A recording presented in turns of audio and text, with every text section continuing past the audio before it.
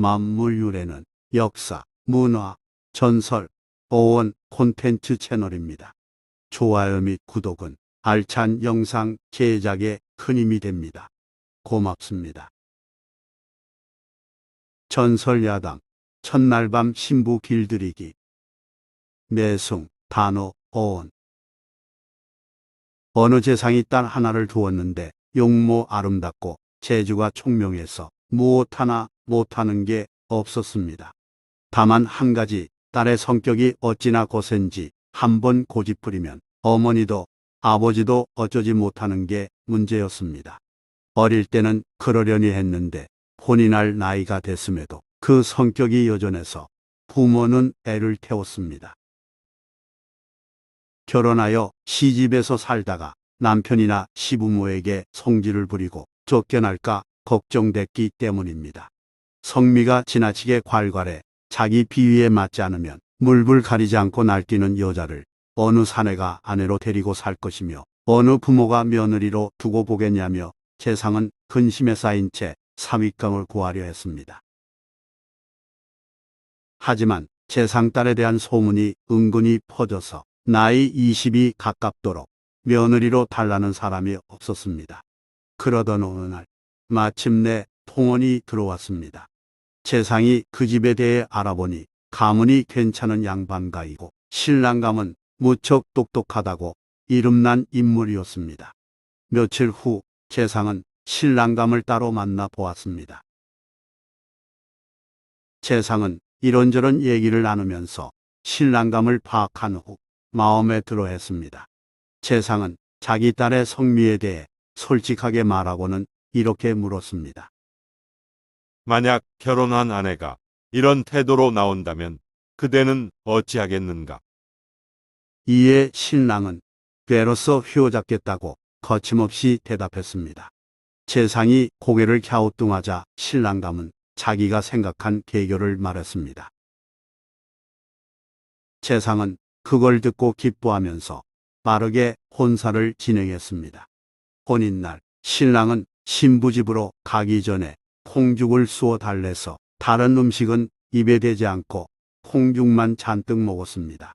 또한 신부 집에 이르러서는 일절 다른 음식엔 손대지 않고 냉수만 마셨습니다.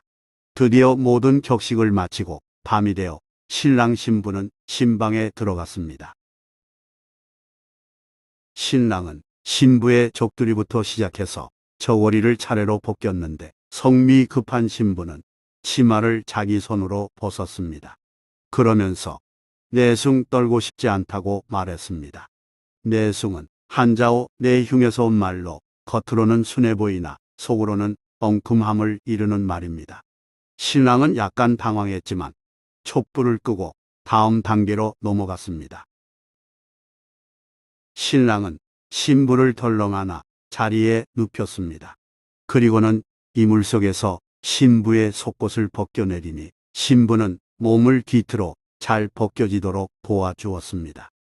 행여 밝히는 여자로 오해받을까 싶어 인형처럼 가만히 있는 여느 신부들과 달리 재상딸은 어둠 속에서 더욱 적극적인 태도를 보였습니다. 신랑이 껴앉아 신부도 살며시 신랑을 안았습니다.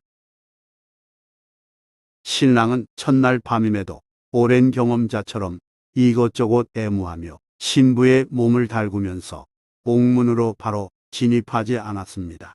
곧바로 남녀 합체를 예상했던 신부는 어느 정도 참고 기다리다가 몸이 후끈 달아오르자 신랑을 꽉 끌어안았습니다.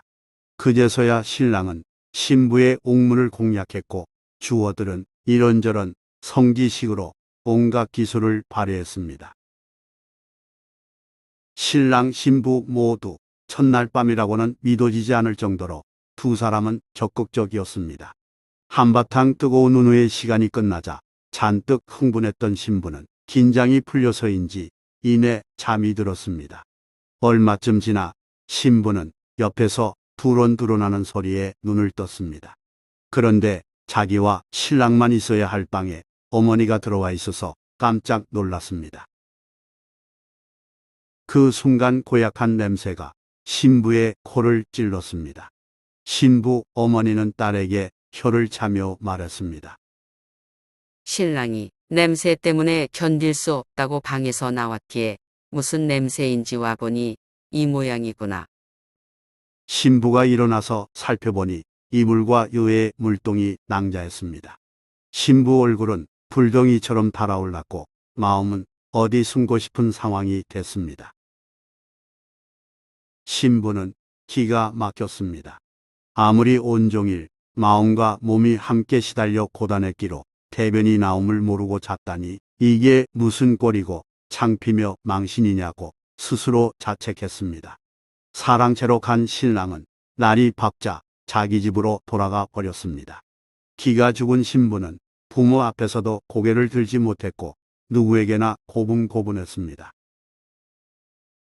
재상은 며칠 동안 딸을 지켜본 후 신랑에게 사람을 보내 데려가라고 전했습니다. 재상은 찾아온 사위에게 조용히 말했습니다.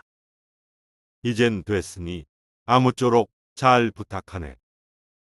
신랑은 장인에게 인사를 올린 뒤 신부를 자기 집으로 데려갔고 시집으로 들어간 신부는 신랑 입에서 첫날 밤 얘기가 나올까봐 남편 뜻을 받들며 사이좋게 잘 살았다고 합니다.